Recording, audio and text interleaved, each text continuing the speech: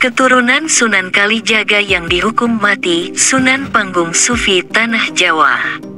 Sunan Panggung merupakan sosok pemberontak. Dia mengikuti jejak ayahnya Sunan Kalijaga, ikut menyebarkan agama Islam di Tanah Jawa. Namun, ajaran agama yang disebarkannya tidak dikehendaki pemerintah yang sah. Ajarannya dianggap menyimpang dan harus dibasmi. Seperti gurunya Syekh Siti Jenar yang mengajarkan manunggaling Kaula Gusti, tindakan Sunan Panggung juga tidak dapat dimengerti pada saat itu. Dia digambarkan sangat cinta kepada Tuhan, sehingga kehilangan penglihatannya tentang semua bentuk materi. Yang paling tidak bisa diterima, dia memelihara 2 ekor anjing yang selalu mengikutinya kemanapun dia melangkah.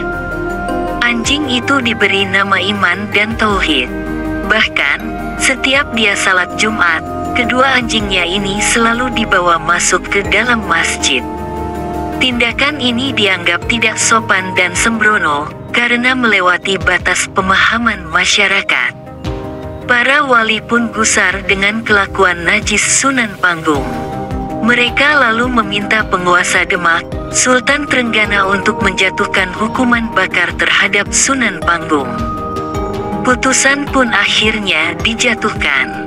Saat kobaran api sudah menyala, Sunan Panggung melempar sandalnya. Tiba-tiba, kedua ekor anjing Sunan Panggung melompat ke dalam api mengambil sandal itu tanpa terbakar. Setelah itu, giliran Sunan Panggung yang melompat. Anehnya, Sunan Panggung juga tidak terbakar dalam kobaran api itu.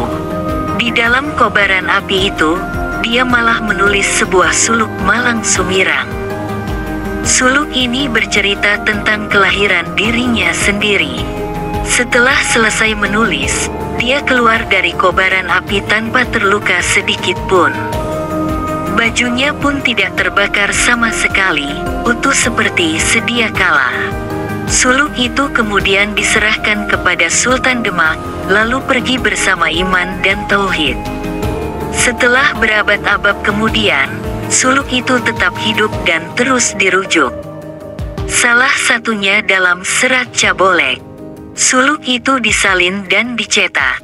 Tetapi, tidak hanya Sunan Panggung yang dihukum mati karena berbeda dengan ulama syariah. Pada masa kerajaan Islam di Jawa, sedikitnya ada 6 ulama tasawuf yang dihukum mati karena memiliki perbedaan ini. Pertama adalah Syekh Siti Jenar. Dia dihukum mati dengan cara dipancung. Kemudian, Ki Anggeng Pengging dihukum mati dengan cara ditikam. Lalu Sunan Panggung dihukum mati dengan cara dibakar hidup-hidup. Selanjutnya Ki Bebeluk atau Syekh Baghdad dihukum mati dengan cara ditenggelamkan ke sungai. Lalu ada Syekh Among Raga yang dihukum mati dengan cara ditenggelamkan ke dalam laut, dan terakhir Ki Mutamakin yang diampuni. Meski dibinasakan, ajaran-ajaran para ulama sufi Jawa itu tetap hidup hingga saat ini. Bagi masyarakat Tegal, Sunan Panggung bahkan juga dianggap sebagai penguasa lokal dengan gelar Panembahan Panggung. Namanya juga diabadikan menjadi Desa Panggung. Ajarannya juga telah menyebar di wilayah pesisir utara Jawa bagian barat. Wilayah Cirebon, Tegal dan sekitarnya bahkan menjadi medan pertempuran Islam Putihan dan Kejawen.